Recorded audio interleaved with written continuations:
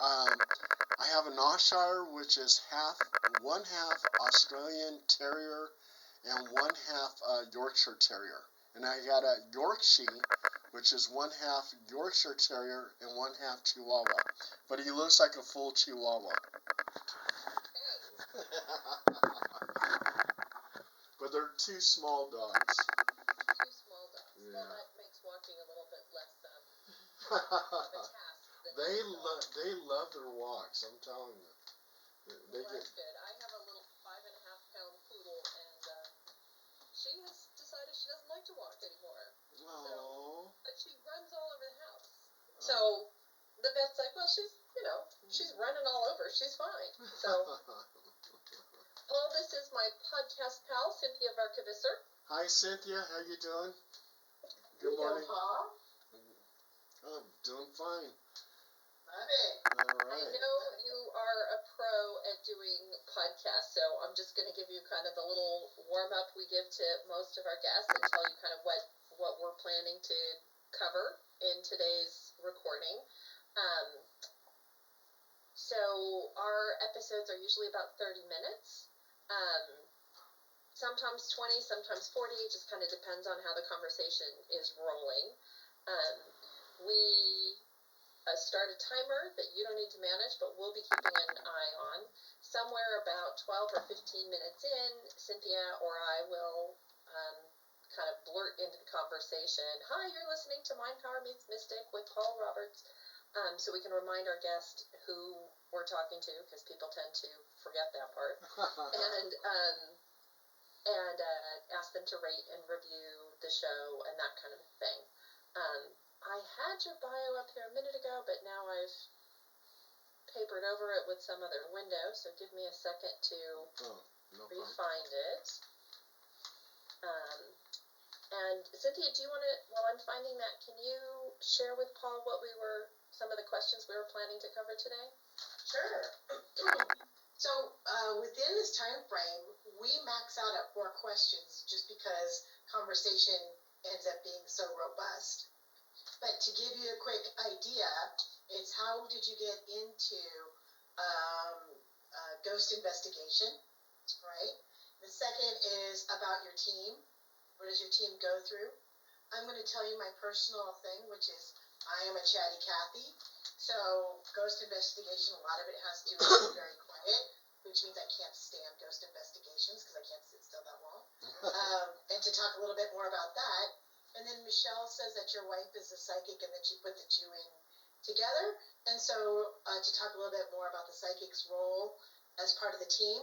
I had been on some ghost investigations, but they weren't official. It was more for entertainment. So I didn't know exactly how I was supposed to play in. I think that play in is not exactly the word, but contribute to the conversation. Because it wasn't my investigation and I didn't feel like a part of the team. I felt like a very nice guest. So, and I'm full of stories. I mean, I got stories about living ghosts, the intelligent movement of orbs, and different case examples, and they're actually very interesting. How I got started, of course, some of my best cases, and I've done something like 2,500 investigations, and I've been to 59 countries. So I can tell you a lot of stories, let me tell you. We're actually counting on that. That is our favorite thing in the whole wide world, is to hear, what you've experienced. And that's why I'm not even sure we're going to get to questions, 2, 3, and 4. Mm-hmm. It's just as a guideline in case, something comes up. Usually Michelle and I are very organic, and it's just a conversation.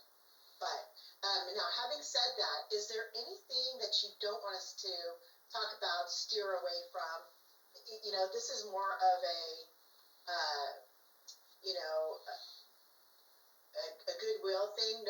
Only one person has said, yes, I don't want to talk about one piece of my work. But it's that's not true, actually. I remember we had 2. One person didn't want to talk about psychedelics, and one person didn't want to talk about religion. That was it. Oh, yeah. Gotcha. Yep. Forgot about her. there No, anything no, you I- don't want no, to talk about? Like, no. it's good for us to just not go there. No, absolutely. We can talk about anything paranormal. Great. And then just to give you a heads up, as you are fascinating and all the things that you investigate, we're super interested in. For today, we're going to keep it, I don't know, I have a thing about orbs, but we're going to keep it to, we're going to try and keep it to ghosts, right? Oh yeah, Michelle? yeah. Well, yeah, because we looked Okay. at your bio, and we're like, oh my God, we could go here, we could go there, we could go here, we could Yeah. go there. Yeah. But we're trying to do a few episodes this month on kind of a Halloween theme. So with that in mind, I think it'll be good to do what we can, and we don't have to totally do this, but more or less stick to ghosts. And then if we want to talk about something else with you, we can do that in a future episode. And with the orbs is actually a ghost story, and you'll I'm so down. you'll absolutely be love it. You'll I am love it. down.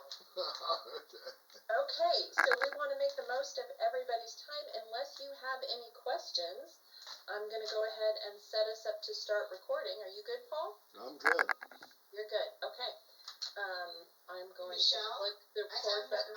I have my watch, but my phone is in use, so I don't even have No problem. I've got my timer set up. I'm going to click the record button here and then click my button, and I will handle managing the time.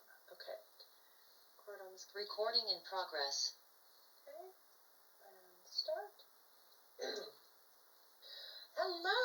You are listening to our episode today of Mind Power Meets Mystic. I am Michelle Walters, joined here with my podcast pal Cynthia Varkevisser. And today, because Halloween is coming, we are all about ghosts. We are very excited to be speaking to Paul Roberts, who is a ghost hunter, and I want to tell you a little bit more about him. Roberts, in 2004, became a paranormal investigator. He has over 2,500 investigations under his belt and over 1,000 paranormal articles he has written lead him to many documentaries. Roberts is also a 14 investigator in which he investigates all things paranormal, from Mothman, Chupacabra, UFOs, crop circles, ghosts, poltergeists, demons, and more. Robert has many books published, but his most significant books are Ghosts, UFOs, Monsters, and High Strangeness, HPI Chronicles Volume 2, Ghost Stories and UFOs, and HPI. Welcome, Paul, to our show.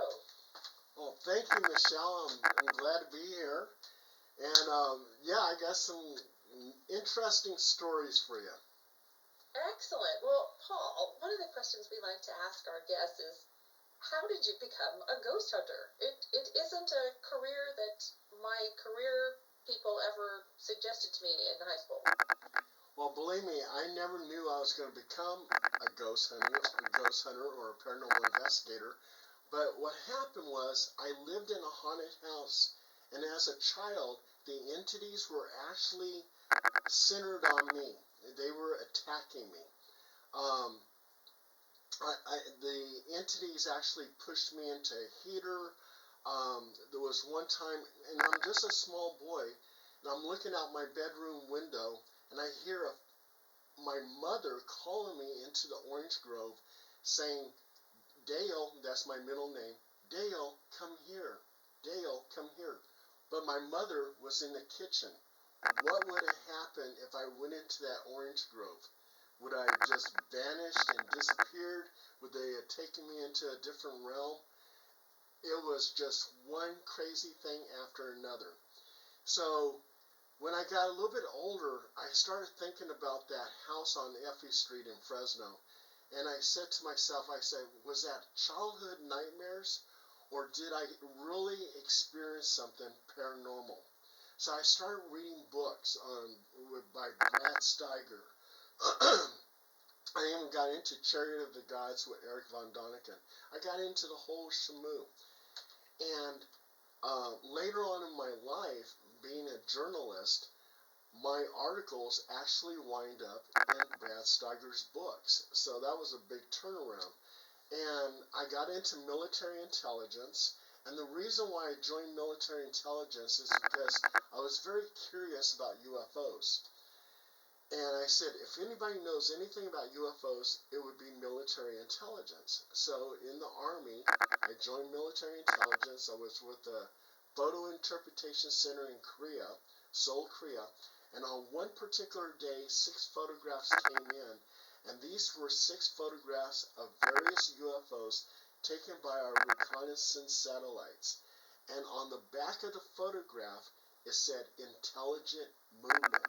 And these photographs were part of a bigger picture. They were part of a video. So I knew at that point in time, even though that Project Blue Book closed down in 1969, the military was still looking into UFOs. And with military intelligence, and I also too was a military policeman before that, and worked with CID Criminal Investigation Division and drug suppression team, and traveling throughout Germany, buying drugs and testifying at Article 32s and court martials. That's where my investigative skills came in. And when one day this lady says, Paul, why don't you write a story about our ghost hunt? So I did, and that story wound up in 2 British magazines. And the owner of HPI, which is now Halo Paranormal Investigations, which I now own, she says, you're our ghostwriter. And she invited me to all these different places where I wrote the stories about their investigations. And then from there, I became a paranormal investigator. And now I own HPI, Halo Paranormal Investigations. And that's how I became a paranormal investigator. That is a fantastic story. So one of the things that we were curious about was to understand more about HPI. What is the size? What is the makeup of your team? When you go to do an investigation, like who's there, what's there, kind of what is that process like? And I'm sure you could talk about this forever, but we have more questions. So yeah. Well, right now on October 14th, Saturday, we have a all-night UFO ghost hunt,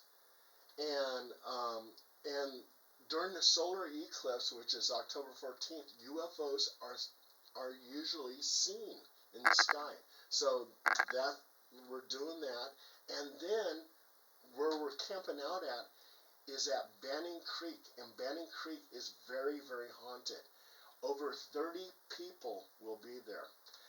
As our team, it's only me and Wishfire, which is my psychic. And what we do is we bring other people in. They learn how to ghost hunt, and usually they'll start their own team, or they'll actually do their own investigations. So I don't have a really solid team. I do have people that keep on coming back over and over and over again, and you would think they were permanently part of our team, but actually it's just the 2 of us. And we just invite the public to join us, and that's what we do. I think it's fascinating. When I was part of a ghost investigation, and like I said, it was more for entertainment purposes as a learning for general public. It was a lot of just waiting and listening, and then really listening intently. I was telling Michelle, they said, you don't want to eat, make sure you eat, but you don't want to eat too soon before the investigation, because your stomach gurgling may be part of the recordings, and then we have to mark. So, are you part? Do you record video, just the 2 of you, or you have these people come in and they do video, and is it more active? So the ones that I've been were a little bit more stationary, where you sat and you checked out, one room while another person checked out another room, another team. Right. When we do an investigation, I try to determine how many people are going to show up. Like maybe 8 people will show up. There's been times where 16 people will show up. It depends on how large the place is. And it seems like everybody's really into paranormal investigating, so they already have their own equipment. They got the EMFs, and they have their little screen. They can see the little stick figures movement, and all that other stuff. Plus, I have my own equipment. But we have a lot of people in ghost hunting. They kind of dismiss orbs, and the reason why they dismiss orbs is because it could be almost anything. It could be lint, it could be light refractions, dewdrops, dust, skin flakes, you name it. But we had this one interesting case, and it was Emily the ghost. And Emily the ghost would actually drain the energy from the occupants, making them very tired, fatigued, and everything else. And one of my investigators looked at me and says, Paul, I need to sit down. He goes, I feel really drained. I said, I bet you anything Emily is draining the energy from you. I said, Emily, if you're listening to me, I said, if you like him, kiss him on the mouth. And three of us are snapping pictures. And sure enough, we get an orb on his mouth. That's crazy. That showed me intelligent movement. She's listening to me. I said, Emily, if you're listening, now I want you to sit on his lap. With one camera, we take a picture, and sure enough, there's an orb hovering over his lap. That showed me right there intelligent movement. And that's what we go for. And now I go to an investigation. I'll put my hand against the wall. I said, if you're listening to me, appear by my hand, and I'll get an orb at my hand if the place is haunted. Otherwise, I'll get nothing. And one another thing with the orb thing, we did an investigation in Del Paso Heights. And we're snapping pictures and everything. And I get this picture from the backyard, and it's a picture of two orbs. And as I enhanced it, I realized these are designer orbs. They have the intricate designs inside of it, very unique, just like a snowflake. And as you enhance it, you saw faces of dogs, two dogs. So I went back to the occupant, and I said, what is it you got in your backyard? And she goes, oh, I got apple trees. I said, no, not the apple trees. You got anything else in your backyard? And she goes, well, yeah, my two dogs are buried back there. I go, okay. I said, why don't you take a look at these pictures? And she's looking at the pictures of the two orbs that are now enhanced. And she starts crying. I said, why are you crying? And she goes, because those are the faces of my dogs that are buried back there. And something like that I could deem as paranormal, because she's saying those are the faces of her dogs. So that's what we go with. Wow, I had no idea we're going to get to talk about ghost dogs. That was not on my range of things I could imagine. I love it so much. When you're doing your investigations, do you care if it's whether they are animal or human? Does it matter to you? Oh, it doesn't matter. In fact, I like it even more when there's animals involved. And we've had a lot of cases where we did an investigation in Citrus Heights, and it was a ghost German Shepherd. So that was really interesting. We actually didn't get the evidence that I was really seeking, but we did get a picture of an orb going through the kitchen window, and the occupant said that they would see the German Shepherd, their dog, jumping through that window. So that was kind of unique. So, but I've Wow, Paul. Well, I want to remind all of our listeners that they are listening to Mind Power Meets Mystic with me, the Mind Power, Michelle Walters, and my podcast pal, Cynthia Farkavisser. Our podcast mystic. Today we are talking to Paul Dale Roberts. He is a ghost hunter based in Sacramento, California. So I'm wondering, Paul, like I'm kind of new to all of this. How would you define a ghost? What is a ghost in your definition? Our bodies always contain this energy field. And this energy field is like, it collects everything that you've seen, you've experienced, everything you've touched, everything you thought about, everything you talked about. It contains all that knowledge, and energy is forever. You can't destroy it. You can change it around, but you can't destroy it. And this energy is always upon you and on all living things. Scientists have taken pictures of a leaf, and there's an energy field around the leaf. This energy, when you're deceased, leaves your body. And scientists have taken pictures, Russian scientists have taken pictures of people on the instance of death, that this energy leaves your forehead. And one of the things I believe that in reincarnation is when a baby is born upon the world, and they have their little psychic antennas going on. They absorb this energy, sometimes, not all the time. They absorb this energy, and all of a sudden they know the events of John Smith, a blacksmith, in 1870. And the reason why is they downloaded the information of this soul, this aura of a deceased person. And they believe that they're John Smith. When reality is, they actually downloaded the information, and that's what reincarnation is. Interesting. I know, I have to wrap my head around that one for a moment. Well, That's going to take a minute. That's, This might be a that listening is like twice whole moment. that's a whole conversation in itself. Now check this out. Living ghosts, okay? Living ghosts, okay?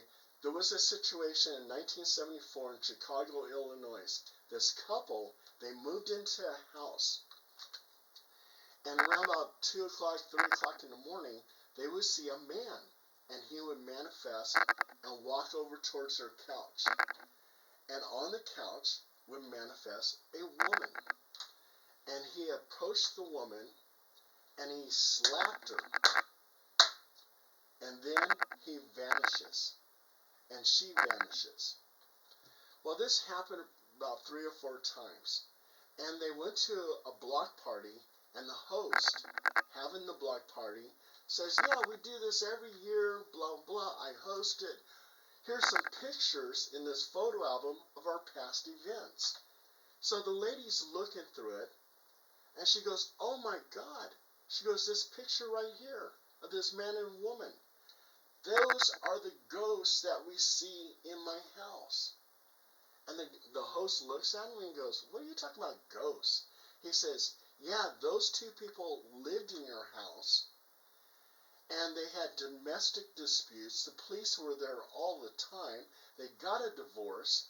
The man moved 5 blocks down the road, and the woman lives out of state, and they're both alive. How can they be ghosts?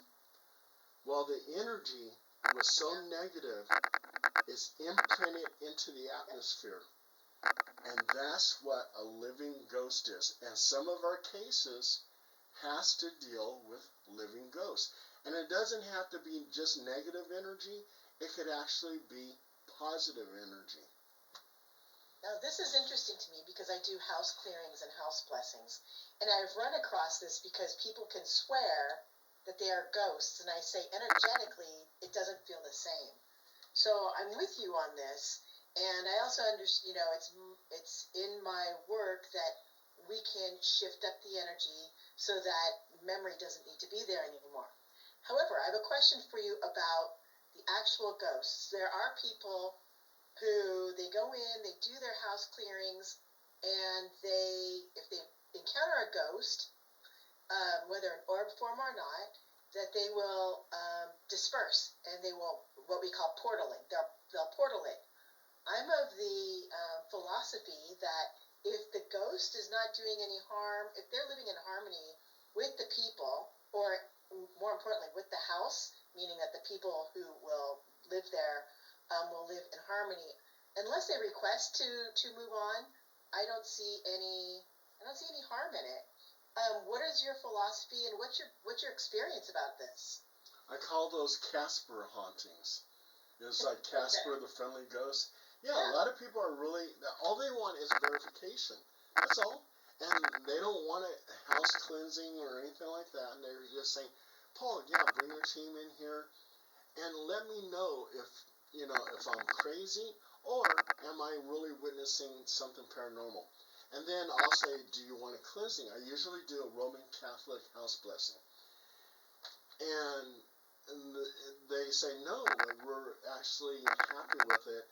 And I believe it's my grandmother. And we try to determine if it's the grandmother or whatever. So, and I do what is called an EVP sweep, electronic voice phenomenon, and I'll go through the house. And usually in 30 minutes and within a half hour, I'll get something, an EVP. And I do something, I call it the quick and dirty EVP, is I'll say, is there anyone here? I give it time to talk, and I play it back. Is there anyone here? And sometimes I'll get a response. And this one time, this one cemetery was supposed to be very, very haunted. And this is something that happened to me. No witnesses, so it's just my word. But I know, as I sat in the car, I rolled up the windows. You couldn't hear any noise. And I'm sitting in the cemetery. And I do my quick and dirty. I say, is there anybody here? I give it time to talk. And I play it back. And it says, I'm right here. I go, holy cow. It must be like sitting behind me in the car. And as I left the cemetery, I go, is there anybody here? Nothing. Is there anybody here? Nothing. So it was just centered in that cemetery, and that just kind of blew me away. And I said, okay, this is it. That's the kind of evidence I want. That's beautiful. Now, in my experience with house clearings and talking with people from this, there are people who believe that there are, this is actually my belief, that there are ghosts, like the one that you talked about, that were centered around you as you were growing up at your house in Fresno, right? And then there are traveling ghosts, like that they